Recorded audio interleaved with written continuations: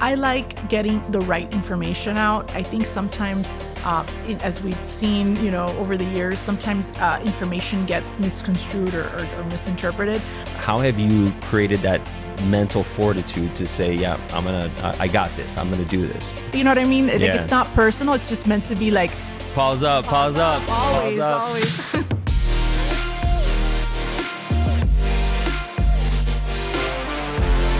And welcome to Game Changers, live from the College of Communications, Architecture and the Arts here at Florida International University. And today we have a very special guest. She is an individual who has worked in the private industry. She has worked in local government. She has worked in state government, both in the House and now the Florida State Senate. And she's the chair of the Miami-Dade Delegation, Senator Ana Maria Rodriguez. Welcome to the show. Thank you for having me. I really appreciate the invitation. And a fellow Panther, right? Pause up. Always. Yeah, so welcome home. Thank you. Right? Welcome it's great home. To be home. Yeah, absolutely. So Ana, you have a tremendous career. You've worked in every facet of, both private and government that you possibly can. Tell me a little bit about your journey growing up. What was it like for you, growing up, and what inspired you to then take on that path? So, having been born and raised in Miami-Dade County is such a blessing to be a homegrown product, right?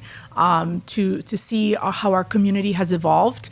And to have been involved since a very early age as a volunteer in numerous activities throughout the community. My parents always encouraged me to give back. I'm Catholic, and part of our religion is we try to help others and serve others. Absolutely. And so my parents always said, Anita, do what you can to give back.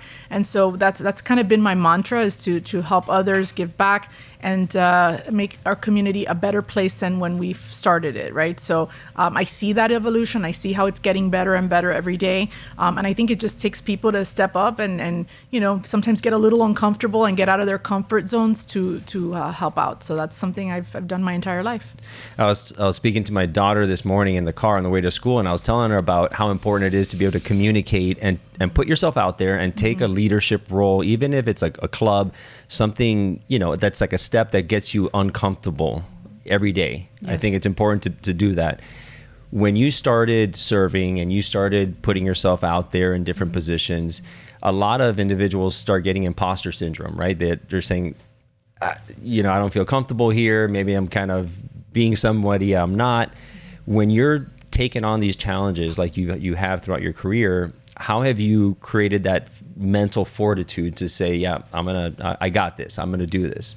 I think it's important to kind of block out the noise and the critique and people who, the naysayers that say, oh, this is not for you. If something is that you enjoy, that you feel comfortable with, that you like doing, and just feels natural to you, you have to embrace it. I think you need to just do things, even though people out there might say, oh, like, again, why are you, like, what's your end game? Like, what are you trying, like, where are you trying to go with this?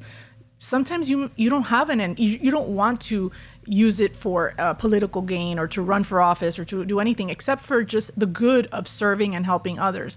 And that in and of itself is very fulfilling. And I think young people need to kind of come back to that and say, okay, sometimes people feel like they don't have a purpose or they don't know like what they want to do. You don't know what service is going to lead you to. You don't know if, the smallest act of kindness, of helping somebody with something, that could help open a career path that you may not have even been aware of. So I feel like service is, again, not that there's an end game per se for service, except that you're doing it just for the act itself to help that person. And then, again, sometimes it leads to other opportunities or avenues. And you worked in communication in Baptist, right? Kind of growing up and you starting your career.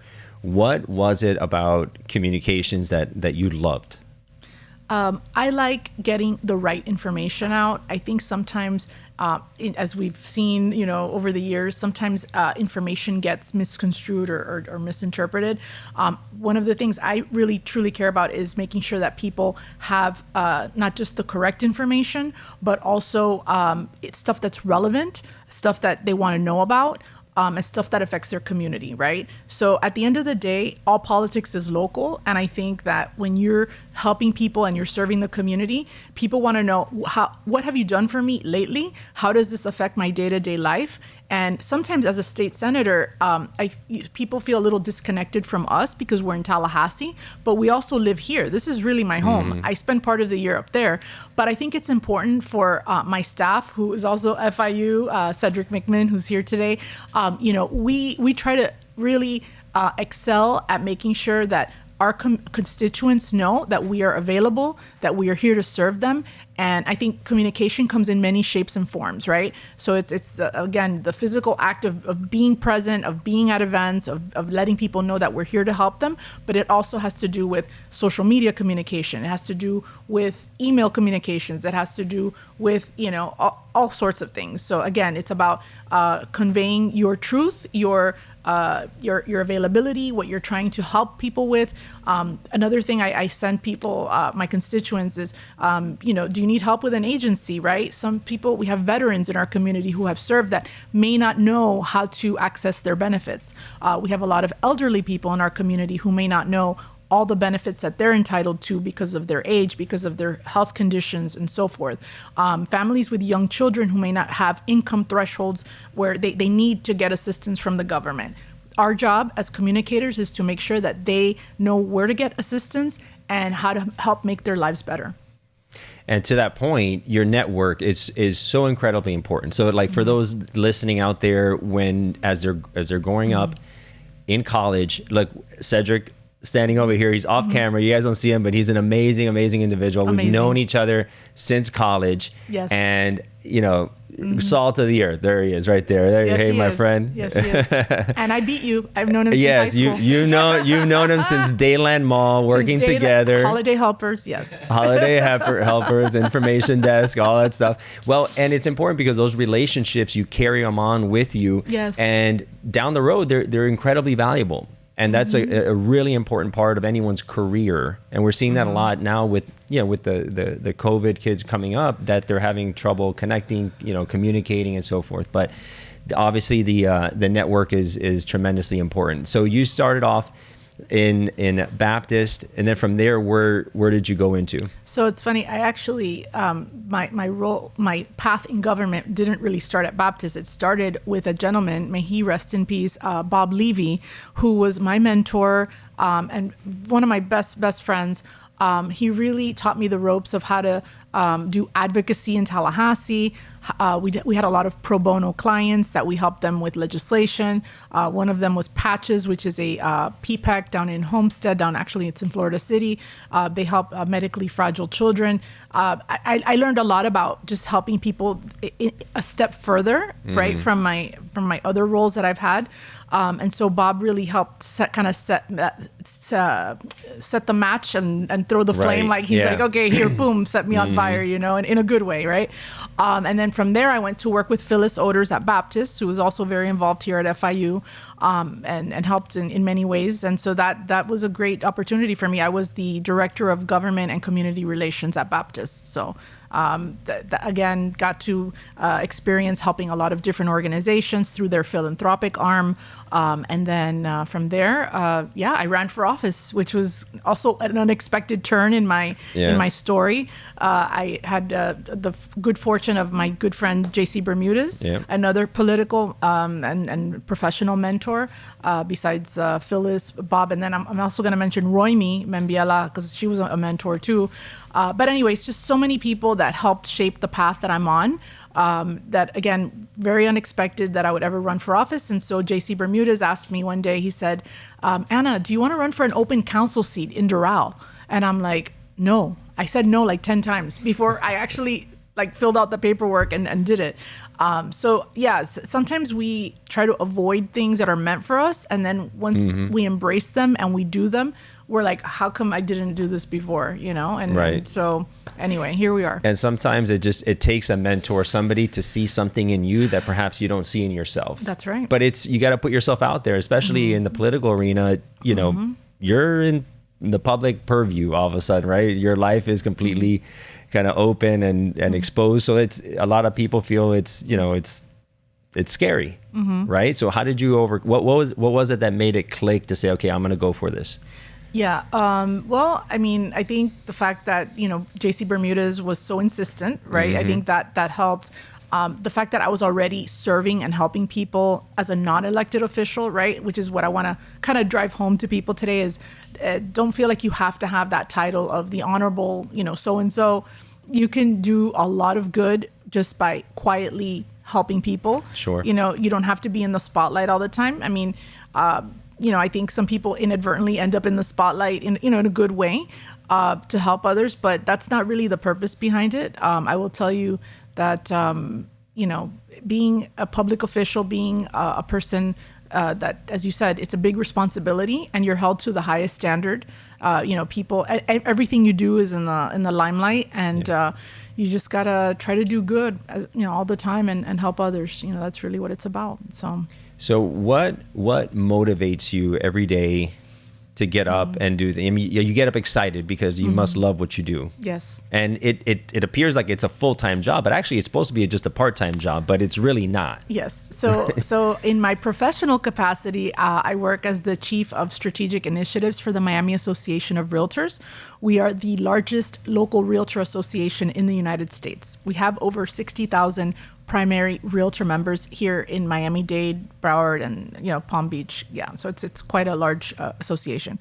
So they're very supportive of my career, and that they help me, be able to serve in Tallahassee, as I jokingly say, in my free time, right? Yeah, when you have nothing else to do. Exactly. You'll be in session for 60 days. My primary motivation, honestly, is my family. My kids are just such incredible human beings, and I'm trying to be as good of a mom as I can to make sure I raise great citizens and people who will also give back to our community when they, as they get older. And I take them on to food distributions now, and they're like, "Mommy," I'm like, "You see, but they're learning. They're indirectly they're learning, right? That this is part of our lives. We need to do this." So of course, my husband, my kids, my parents, who are getting older, and I see them becoming more frail, and just it's heartbreaking, but at the same time, it's motivating to help them and say, "Look, you know what? Here I am giving back to you because this, you guys helped raise me the way I am," and it makes them proud to see that I'm out there and that I'm doing a good job. So, How old are your kids? Eros just turned 13, so I have a freshly minted teenager. Wow. Yes, and my little one Hermes is going to be 12 later this month. So, so I had them back to back. They're 15 months apart. It was a crazy couple years at my house with a lot of diapers, a lot of. There's no right way to do stuff. it, but that's one way to do it. But now they're very sure. close, and they're two boys, so it makes for a good time for them to I think they collaborate a lot on antics and shenanigans and things like that. Right. So what is a typical day like for you, or do you not have a typical day? I don't have a typical day. I wish I did sometimes. I wish I had a little more of a routine, but it just depends. Like when I'm in Tallahassee during committee weeks or during session, it is a little more routinary, I guess. But my committees are different every day. The number of people that come see me every week is different because, it depends on who's in town that week. So I just accommodate meetings as people come see me. I enjoy being in Tallahassee because once I get to the Capitol, I get there very early, like at 7:30 or 8 o'clock in the morning. Once I get to work, it's like I'm in the same building all day. So people come see me and I don't have to drive. When I'm in Miami, I live in Homestead, I live in Exit 2, Campbell Drive. It's very far. And I love Homestead, by the way, but it is a little challenging sometimes because my office is right by Miami International Airport. And a lot of activities are either in downtown or Coral Gables and other parts of our community. You have to go sometimes to Miami Gardens. Sometimes I have to go to Broward.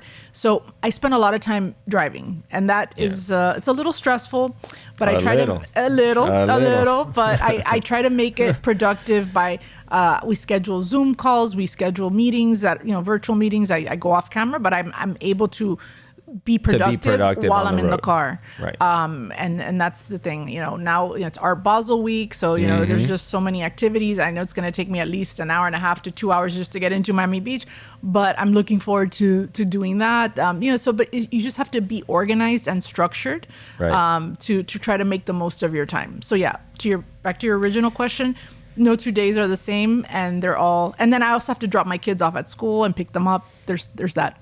Yeah, you need like a stunt double. Yes. A doppelganger or something. I need a doppelganger. Because yes. With school and traffic in Miami and everything, it's incredibly difficult. Mm-hmm. So if you had a motto, like what's your personal motto? Maybe it's from your values growing up, or what's something that really kind of drives your thinking and your success and leadership? So I think it's important. It's nice to be important, but it's more important to be nice. And I think people who become important forget that you need to be kind to everyone. Mm-hmm. They think, like it just goes to their head sometimes. Sure. And I think you have to just continue being nice, because one day you're not going to have that title, and one day you're not going to be, so-and-so. And then, just be kind all the time, and it pays off in a big way. And that's a great point, because what I see is that a lot of people will attach their self-worth to their title. Mm-hmm. And then the day that they don't have that title anymore, they're like, okay, who am I? What's my purpose? Right.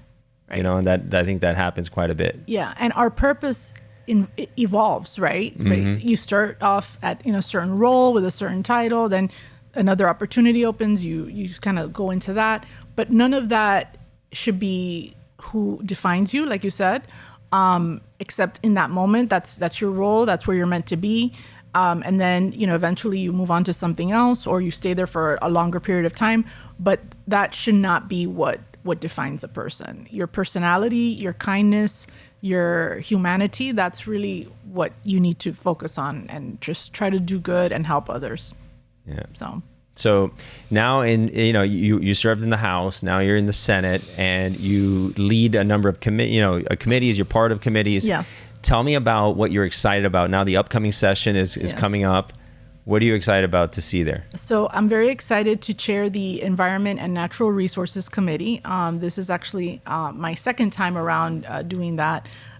Which is fitting, right? Because your entire territory is surrounded by water and correct. Mangroves and everything else. So to give our viewers a little background, my district includes all of Monroe County, all of the Keys, and then all of Southwest Miami-Dade County, which is a lot of agriculture, all the redlands. I have it goes all the way up to the Broward line and the Collier line, so the Everglades. Wow. And also, actually FIU. This is in my Senate district, so I'm very excited that turned out that way. Mm-hmm. So it's a very diverse group of interests, but primarily environmental.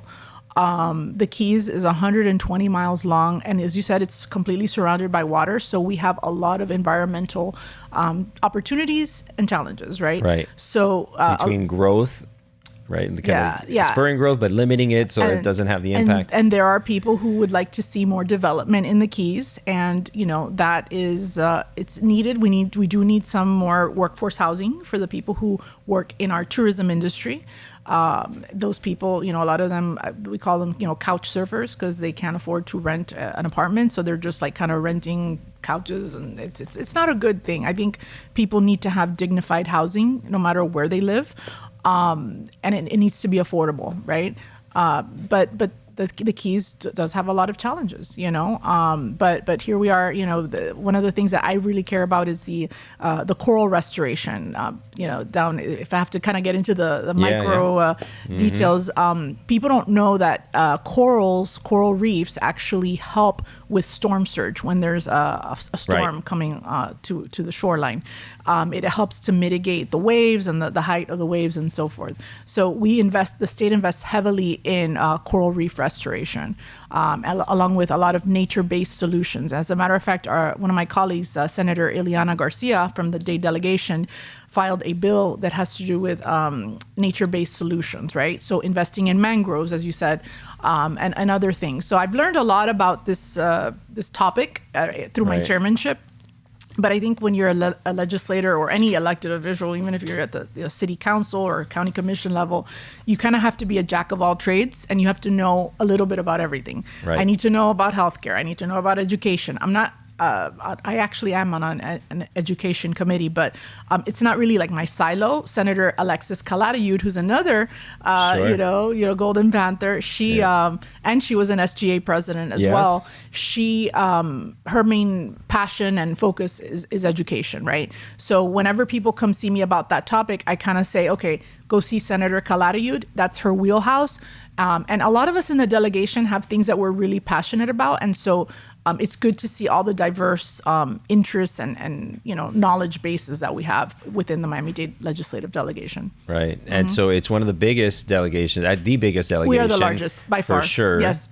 Right. And so you need to stick together, and we haven't in the past, by the way.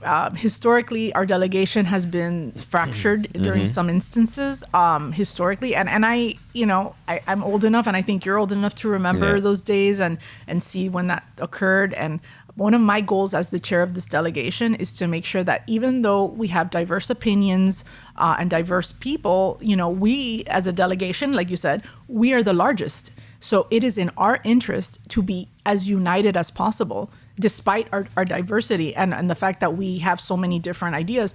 But on things that are, the bread and butter of our community and the appropriations, like things that money that comes to FIU, which to me is like one of my top priorities.